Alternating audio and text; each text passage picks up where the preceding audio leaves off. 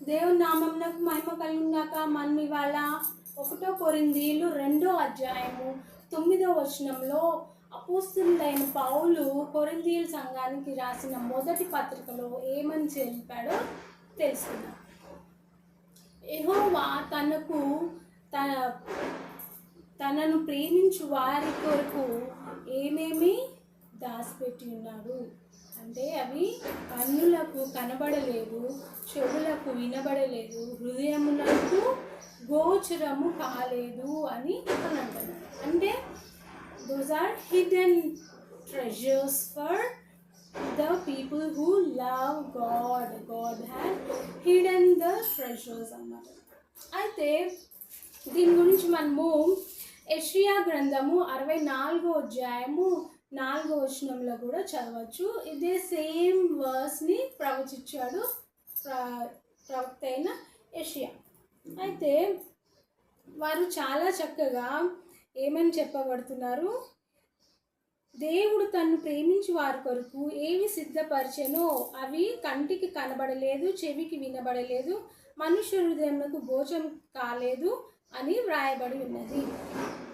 అయితే కాంటెక్స్ట్ ఏంటంటే ఇక్కడ ఏమేమి దేవుడు తనను ప్రేమించి వారి కొరకు సిద్ధపరిచి ఉన్నాడు అని దాని గురించి అపోస్తలుడైన పౌలు కొరింథీయులకు చెప్తా ఉన్నాడనమాట.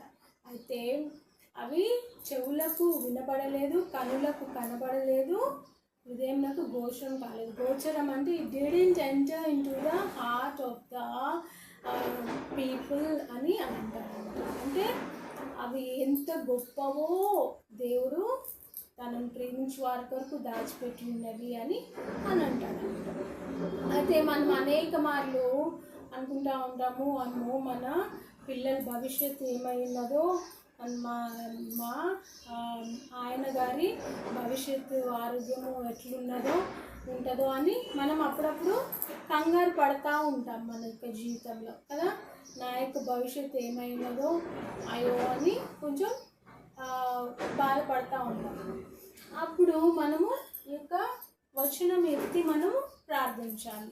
దేవుడు తనను ప్రేమించి వాని కొరకు ఏవి సిద్ధపరిచెనో అవి కంటికి కనబడలేదు, చెవికి వినబడలేదు, మనుష్య హృదయంలో గోచరము కాలేదు అని వ్రాయబడి ఉన్నది. అంటే even the evil spirit possessed person also didn't expect, means he didn't even think about the great things God had hidden for the people who love him.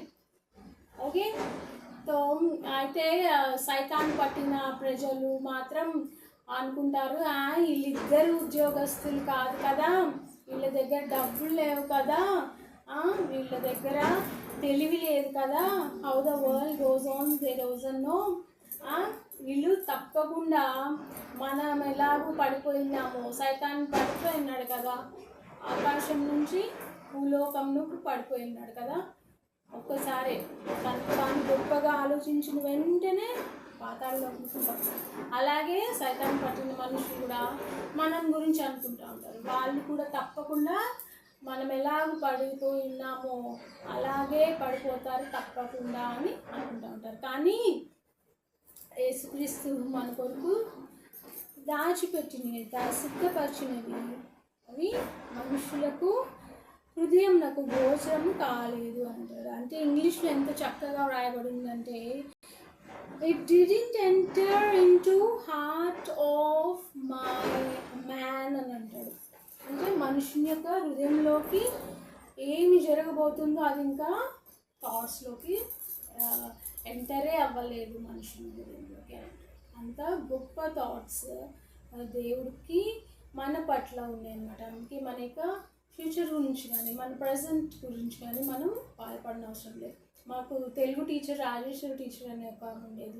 ఆమె అనేది మనం చేయాల్సిన పని మనం చేసి మిగిలింది దేవుడికి వదిలేయాలి, ఫలితం దేవుడి దగ్గర నుంచి ఆశించాలి అన్నమాట. అంటే in the same way we should do our work the things which God had given to us, and then the result God will give it perfectly. So అందుకే మన ఫ్యూచర్ మన ప్రజెంట్ ఎట్లుంటుందో అని భయపడాల్సిన పని లేదు. సైతాన్ని భయపడించడానికి ప్రయత్నిస్తూ ఉంటాడు, కానీ మనం భయపడాల్సిన పని లేదు. ఎందుకంటే మన కొరకు దేవుడు సిద్ధపరిచినవి అవి మనుష్య హృదయములకు గోచరమే కాలేదంట. అంతా గొప్ప దేవుడు మన కొరకు ఏమేమి సిద్ధపరిచినాడో వాటిని తప్పకుండా మనం ఆస్వాదించి దేవునికి మహిమకరంగా మనం జీవిస్తామని ఆశిస్తూ యేసయ్యను ఒక చిన్న మెడిటేషన్ని ఆశీర్వదించమని ప్రార్థన.